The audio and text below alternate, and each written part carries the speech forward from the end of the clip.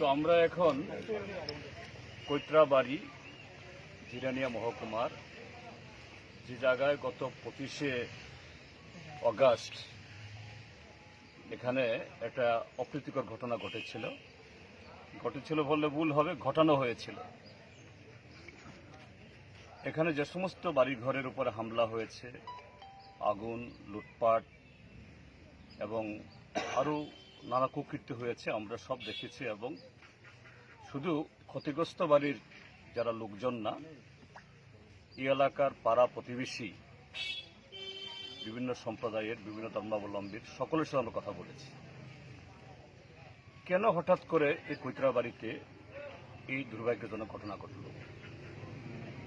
এবং ঘটনার যে কেন্দ্রবিন্দু কৈত্রাবাড়িতে একটা, আমরা যেখানে দাঁড়িয়ে আছি এখান থেকে মাত্র 100 গজ মতো হবে, আর কম হবে। এখানে ছোট্ট একটা মন্দির,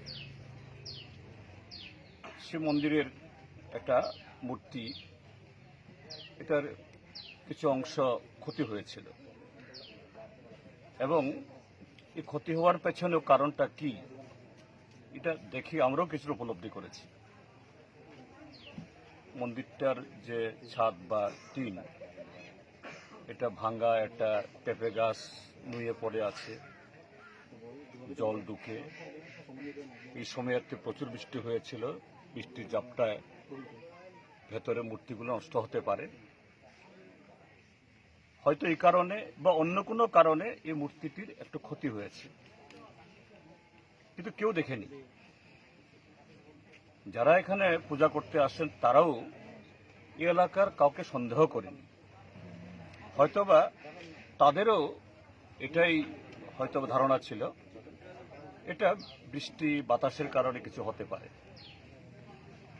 এবং এটা জানাজানি হওয়ার পর এখানে সবাই বললেন আমাকে, হিন্দু মুসলমান সবাই একসাথে বসে, এবং একটা সময়েতে থানার একজন দারোগা বাবু এখানে এসছেন, সবাই মিলে এই মন্দিরকে তার যে ভাঙ্গাচোরা টিন বা বেড়া এগুলাকে মেরামত করে দিয়ে যাতে কোন রকম ক্ষতি না হতে পারে, প্রাকৃতিক কারণেই হোক বা কোনো দুষ্কৃতী এটাকে তার মূর্তি নষ্ট না করতে পারে, সব ঠিকঠাক, এটা নিয়ে কোনো উত্তেজনা ছিল না। কিন্তু হঠাৎ করে সেদিন দুপুর থেকেই এক অংশের মানুষ, এটা বলার অপেক্ষা রাখে না, আজকে ত্রিপুরার যে যারা এই শাসন করছে তাদের একটা শক্তি হইচই লাগিয়ে দেয়। আর যেহেতু এখানে অন্য সম্প্রদায়ের কিছু মানুষ আছেন, অন্য ধর্মাবলম্বী, তাদেরকে টার্গেট করে এখানে উত্তেজনা তৈরি করতে চেষ্টা করে। তো এরকম একটা ঘটনা হয়েছে, যেহেতু সকাল থেকেই স্থানীয় আরক্ষা দপ্তর জানেন, এলাকার শুভবুদ্ধি সম্পন্ন মানুষ তারাও জানেন, যথারীতি পুলিশের সদর দপ্তর থেকে উচ্চপদস্থ অফিসারদেরকে তাদেরও আগমন ঘটে এবং পর্যাপ্ত পরিমাণে এখানে আরক্ষা কর্মী এখানে মোতায়েন হয়। এবং এটা আমি জানি কারণ ওই সময়তে বিকাল থেকে একদম ঘটনা শুরু হওয়ার আগে অবধি বহুবার এখানে আমাদের পার্টি কর্মীদের তাদের কাছ থেকে ফোন পেয়ে পুলিশের এডিশনাল ডাইরেক্টর জেনারেল, পশ্চিম ত্রিপুরা এসপি, এদের সাথে বারবার কথা বলেছি। অন্যরা তো কথা বলেছিনি, এখানকার এসডিও সাহেব, উচিত সাহেবের সাথে, এবং তারা বলছিলেন যে না স্যার আমরা আছি, কোনো ধরনের অঘটন ঘটবে না। কিন্তু হয়ে গেল। এবং এটা দৃশ্য, সে 25 তারিখের ঘটনা, আজকে হলো কত, প্রায় আরেকটা 25, প্রায় 1 মাস। এখনো এই যে ক্ষত চিহ্ন, ধ্বংসলীলার যে চিহ্ন এখনো পরে রয়েছে। এটা সভ্য দেশে, গণতান্ত্রিক দেশে, এবং শুধু একটা সন্দেহের বশে একটা অংশে মানুষের উপর এই জাতীয় আক্রমণ সংঘটিত হতে পারে, এটা বিশ্বাস করা যায় না। এবং তাও হলো উর্দিদারি উচ্চ পদস্থ পুলিশ অফিসার এবং প্রশাসনের আরও পদস্থ আধিকারিকদের তাদেরকে সাক্ষী রেখে। তো এই ঘটনা প্রমাণ করে রাজ্যে আইন নেই, শৃঙ্খলা নেই, একটা জংলাযত্ব। আজকে 1 মাস হয়ে গেল, অনেকের বাড়িঘর পড়ে ছাই হয়েছে, মাথা গোজানোর ঠাঁই নেই। তাদেরকে নাকি প্রথমে মাত্র 2000, পরে আরো 10,000, যেন একটা তাচ্ছিল্য।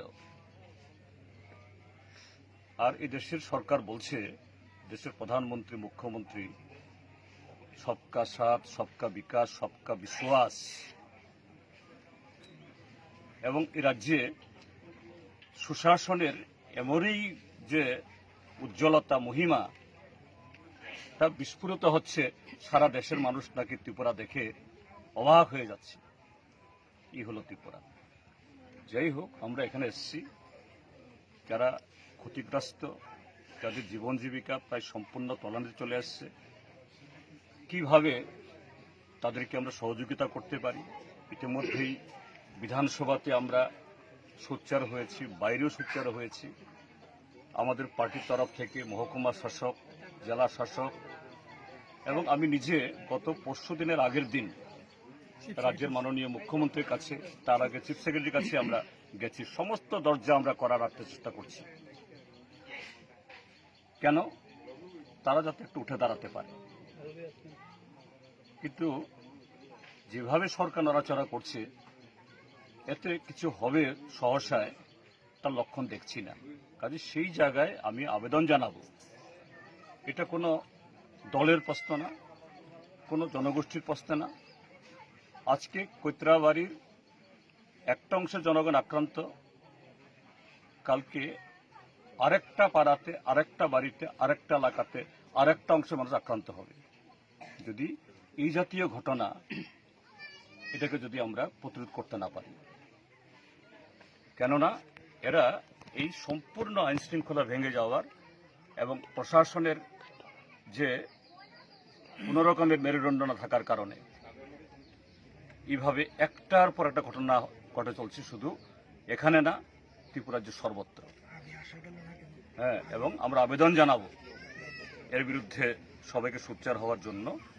এবং এই জায়গাতে আরো একটা ঘটনা খুবই ধিক্কারজনক, নক্কারজনক, যে এই জাতীয় ঘটনা যখনই কোথাও ঘটনা ঘটে, যে পুলিশ দুষ্কৃতীদের আটকানোর জন্য কোনো ভূমিকা নিতে পারে না, কোনো এফআইআর করার পরও কাউকে গ্রেপ্তার করে না, দোষীরা ঘুরে বেড়ায় বুক ফুলিয়ে, সেই পুলিশ ঘটনার পর এই বিভৎসতা দেখার জন্য বা এখানকার যারা এই ক্ষতিগ্রস্ত লোকদের একটু সাহায্য করার জন্য আসতে চায়, তাদের বেলায় খড়গস্ত হয়ে পড়ে।